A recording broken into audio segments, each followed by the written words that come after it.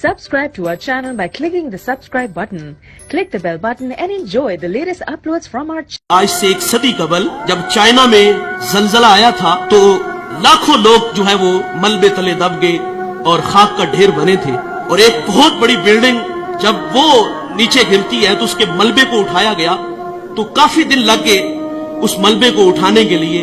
लेकिन एक जगह देखा गया कि वो सिल थी, उसको उठाया तो नीचे एक छोटा सा बच्चा है और साथ एक खातून है और दोनों बेहोश हैं। उन्हें वहां से उठा के हॉस्पिटल ले आए और उस खातून को होश आई तो उससे लोगों ने सवाल किया कि हमने एक अजीब काम देखा है कि तेरे हाथों की उंगलियां जो थी वो जख्मी थी, सारा बदन तो तेरा महफूज है, तो तेरी ये 10 उंगलियां हैं ये सारी जख्मी थी, इसकी वजह क्या है? तो वो खातून कहती है कि ये मेरा बेटा 2 दिन तो मैं इसको अपने छाती का दूध पिलाती रही और जब दूध खुश्क हुआ तो मैं अपनी उंगली इसके मुंह में डालती, कभी अपनी जुबान इसके मुंह में डालती क्योंकि जुबान भी कांटा बन चुकी थी, लेकिन ये बेटा खामोश नहीं होता था, रोता था और मुझसे इसका रोना देखा नहीं गया।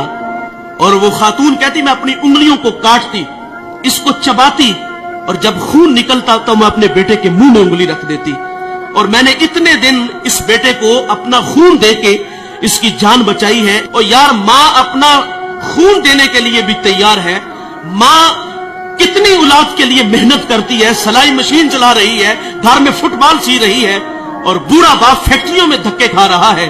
हम अक्सर रात लेट घर जाते हैं, किसी शहर से गुजर होता है तो फैक्ट्रियों से हम देखते हैं कि जवान भी निकल रहे हैं और रात 2 बजे बूढ़े भी निकल रहे हैं।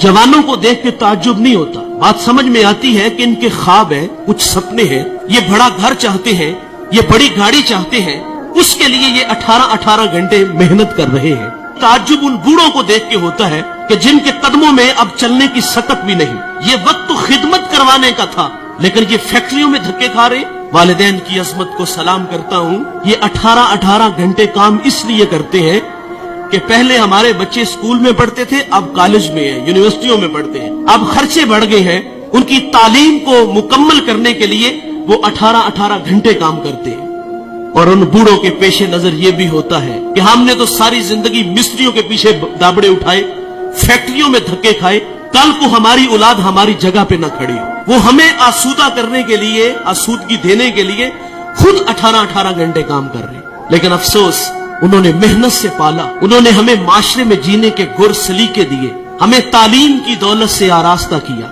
माँ घर में फुटबॉल सी के बच्चों के लिए पैसे जमा कर रही है, कई बार हाथ जख्मी हुआ, सारी सारी रात वो सिलाई मशीन चला के अपनी औलाद की तालीम के लिए मेहनत की।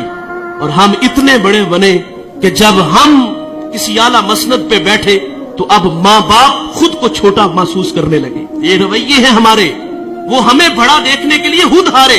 मुझे सरे राह एक बूढ़ा मिला, वो चने भून रहा था तो मैं उसके पास रुक गया और उसका हाथ भी काम नहीं कर रहा था। मैंने कहा बाबा जी इस उम्र में भी काम करते हो? तो वो बूढ़ा मुझे कहता है कि मौलवी साहब मेरा पुत्र 14वीं क्लास में पढ़ता है। लेकिन सख्त अफसोस, हम बड़े बने तो माँ बाप खुद को छोटा महसूस करने लग गए। अब बाप का तारुफ कराते हुए बेटे को शर्म आ रही है।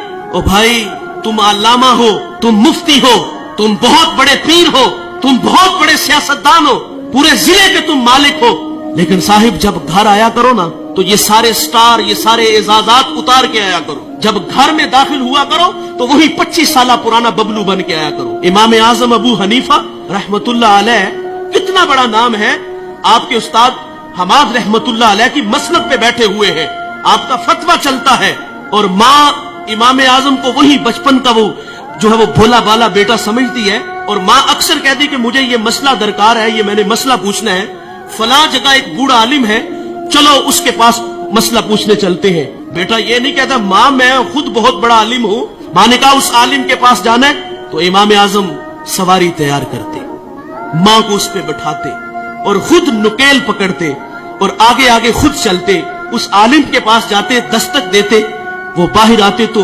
उसकी हया से निगाहें झुक जाती और कहा मेरी माँ ने आपसे कोई मसला पूछना है तो इनकी जरा रहनुमाई फरमाइए। वो मसला पूछती तो वो इमाम आजम से कहता कि इसका जवाब क्या है, आप इरशाद फरमाएं। आप आहिस्तगी से फरमाते इसका ये जवाब है, और आप थोड़ी सी ऊंची आवाज में मेरी माँ को मसला बता दो। सारी जिंदगी ऐसे ही हुआ, और माँ बाप के लिए तो औलाद वही 25 साल पुरानी होनी चाहिए ना। लेकिन अफसोस कि हम घर में भी आते हैं तो पीर बन के आते हैं, अफसोस कि हम घर में भी आते हैं तो बहुत बड़े अल्लामा बन के आते हैं। इनकी कदर करो साहिबो, कदरे नेमत जवाले नेमत के बाद है। अगर ये रूठ करके चले गए तो हमसे अर्श का रहमान नाराज हो जाएगा। इस वीडियो को शेयर जरूर करें, हो सकता है आपके एक शेयर से ये बात किसी के दिल में उतर जाए।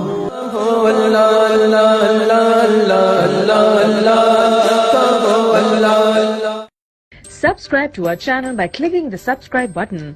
Click the bell button and enjoy the latest uploads from our channel.